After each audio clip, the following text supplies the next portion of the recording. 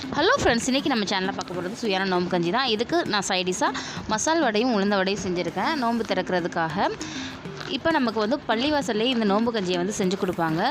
இப்போ செய்ய முடியாத இந்த லாக்டவுன் டயத்தில் நம்ம வீட்டிலையே நம்ம நோம்பு கஞ்சி எப்படி ஆரோக்கியமாக உடலுக்கு குளிர்ச்சியாக செய்யலான்னு பார்க்கலாம் வாங்க.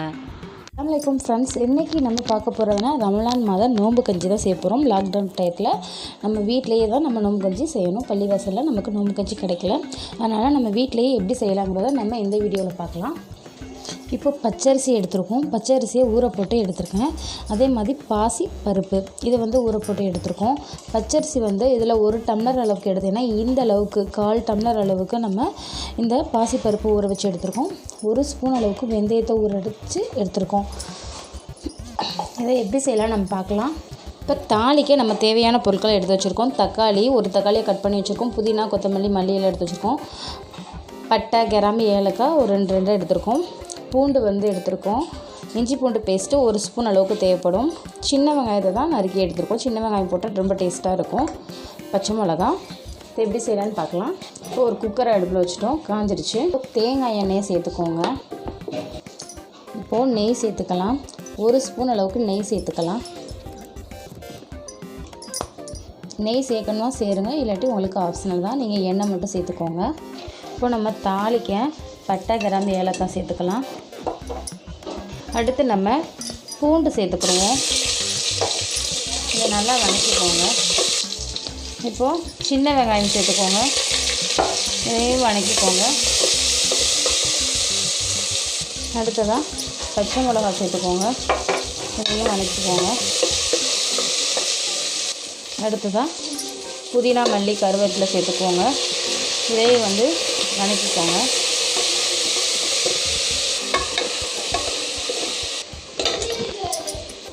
இப்போது இஞ்சி பூண்டு பேஸ்ட்டு சேர்த்துக்குவோங்க. இந்த இஞ்சி பூண்டு பேஸ்ட்டையும் நல்லா வதக்கிக்கோங்க. 1 ஸ்பூன் அளவுக்கு சேர்த்துக்கிட்டாலே போதும். இஞ்சி பூண்டு பேஸ்ட்டு நிறையா சேர்க்க வேணாம். அடுத்து தக்காளி சேர்த்துக்கோங்க. தக்காளி சேர்த்து வதக்கிக்கோங்க. 1 தக்காளி போட்டால் போதும், ரொம்ப சேர்க்க வேணாம், புளிப்பாயிரும். அடுத்ததாக நம்ம அரிசியை சேர்த்துக்கோங்க. பச்சரிசி சேர்க்குறோம். பச்சரிசி சேர்த்துக்கோங்க. பச்சரிசி இல்லாட்டி நீங்கள் பிரியாணி அரிசி சேர்த்துக்கலாம். புழுங்கல் அரிசி சேர்த்திங்க அப்படின்னா உடச்சிட்டு மிக்சியில் உடச்சிட்டு சேர்த்துக்கோங்க. பச்சரிசி சீக்கிரமாக வெந்துடும். உடலுக்கு குளிர்ச்சி, அதுக்காக தான் நம்ம பச்சரிசி சேர்க்குறோம். நோன்பு வச்சுருக்கவங்களுக்கு குளிர்ச்சியாக இருக்கும் பச்சரிசி சாப்பிடும்போது.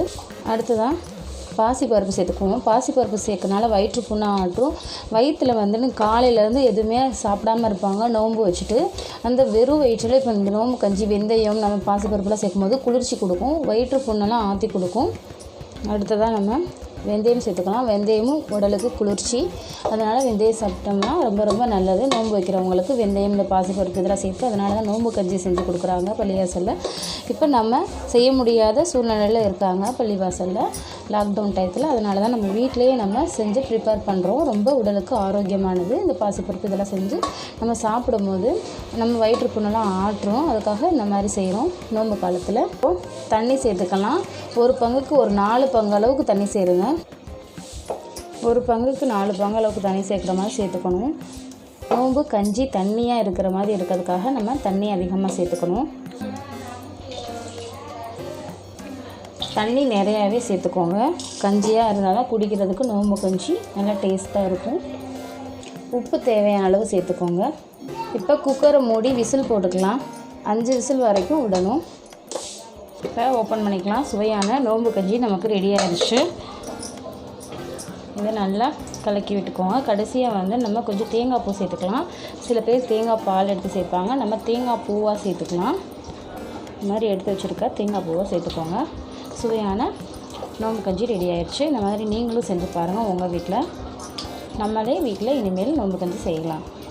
இப்போ நம்ம மாற்றிக்கலாம். இந்த லாக்டவுன் டயத்தில் பள்ளியில் நமக்கு நோம்பு கஞ்சி கிடைக்காது. நம்ம வீட்டிலையே நம்ம செஞ்சிட்டோம் ரொம்ப ரொம்ப ஆரோக்கியமாக. இந்த மாதிரி நீங்களும் உடலுக்கு குளிர்ச்சியாக செஞ்சு சாப்பிடுங்க. இனி நம்ம வீட்லேயும் செய்யலாம் நோம்பு கஞ்சி. இந்த வீடியோ உங்களுக்கு பிடிச்சிருந்தால் லைக் பண்ணுங்கள், ஷேர் பண்ணுங்கள். மறக்காமல் நம்ம சேனலை சப்ஸ்கிரைப் பண்ணுங்கள். ஆல் ஆப்ஷன் கிளிக் பண்ணுங்கள். வீடியோ வாட்ச் பண்ணதுக்கு தேங்க்யூ ஃப்ரெண்ட்ஸ். தேங்க்யூ.